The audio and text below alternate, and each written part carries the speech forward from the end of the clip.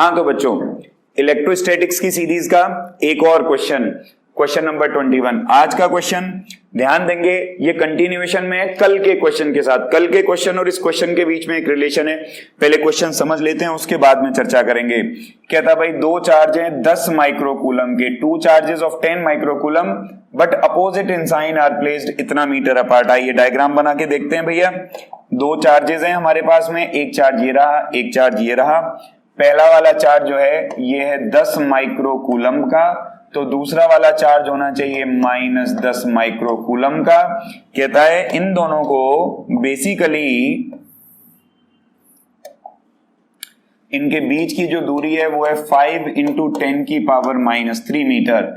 इतनी दूर इन दो को रखा हुआ है। कहता है determine the electric field at a point Q 0.15 meter away from O on the line passing. एक मिनट, अच्छा थोड़ा सा हमारे को जगह कम बचेगी, रुक जाओ। इक्वेटोरियल लाइन का क्वेश्चन है ये, देखें जरा, थोड़ा नीचे करके बनाएंगे। एक चार्ज ये, एक चार्ज ये, और इन दोनों चार्जों के बीच की दूरी, एक चार्ज जमा 10 माइक्रोकूलम, दूसरा चार्ज -10 माइक्रोकूलम। और अब वो क्या कह रहा है कि इनसे इलेक्ट्रिक फील्ड निकालो एक ऐसे पॉइंट Q पर जो कि इतने मीटर की दूरी पर है O से on the line passing through O and normal to the axis of the dipole. Line passing through O and the normal to the axis of the dipole. तो डाइपोल के एक्सिस के normal यही हुई, और इसका मतलब ये हमारे पास में पॉइंट Q है, और इसकी जो हमको दूरी दे रखी है वो दे रखी है 0.15 मीटर। ये हो गया R, और इन दोनों के बीच की दूरी बेटा हमको दे रखी है 5 × 10⁻³ मीटर। ये हमें दिया हो। तो बेसिकली अगर आप ध्यान लगा के देखेंगे तो ये वाला जो पॉइंट है ये बन जाएगा इक्वेटोरियल पॉइंट।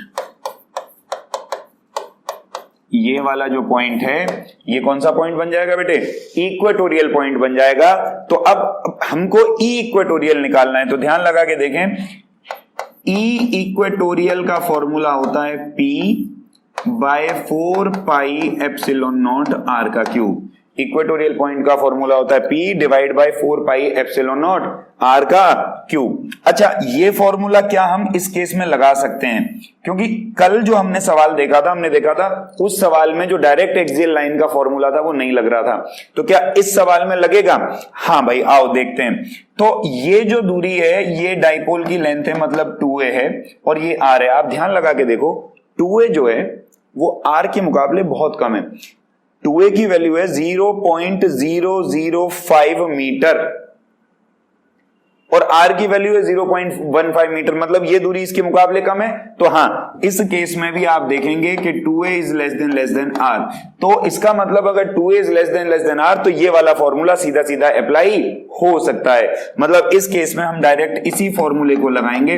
भाई कल वाले क्वेश्चन में तो ये भी 4 था और ये भी 4 था, तो नेग्लेक्ट नहीं हो सकता था। आज वाले क्वेश्चन में ये दूरी बहुत कम है, ये दूरी ज्यादा है, तो इसको हम लोग नेग्लेक्ट करके जो डायरेक्ट फॉर्मूला है वो यूज कर रहे हैं। P का फॉर्मूला बेटा होता है Q × 2a, तो Q 10 × 10⁻⁶ इंटू में 2a यानी कि दूरी 5 × 10⁻³ मीटर, अपॉन में 4πε0 यानी कि 9 × 10⁹ और डिवाइड बाय R का क्यूब यानी कि 0.15 का क्यूब।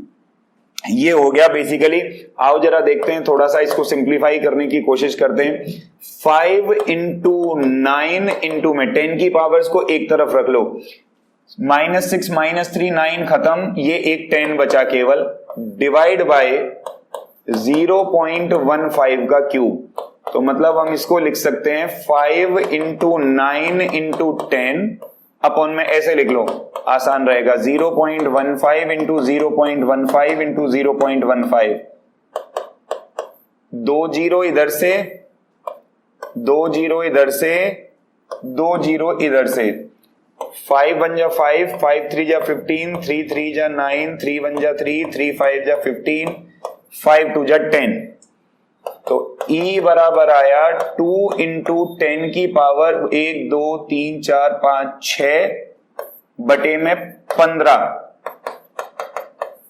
0.1, 15 1 जा 15 और 5 15 3 जा 45, इंटू में 10 की पावर 6 न्यूटन पर coulomb, and this is basically the answer to your question. उम्मीद है कि आज का और कल का सवाल करके तुमको एक बात बिल्कुल क्लियर हो गई होगी कि किस केस में हमको जो डायरेक्ट फॉर्मूले हम लोगों ने डिराइव किए होते हैं इक्वेटोरियल के वो लगाने हैं या एक्सियल के, और किस केस में हमको वो फॉर्मूले नहीं लगाने हैं। आज के लिए इतना ही, कल फिर मिलेंगे एक और नए क्वेश्चन में। Thank you.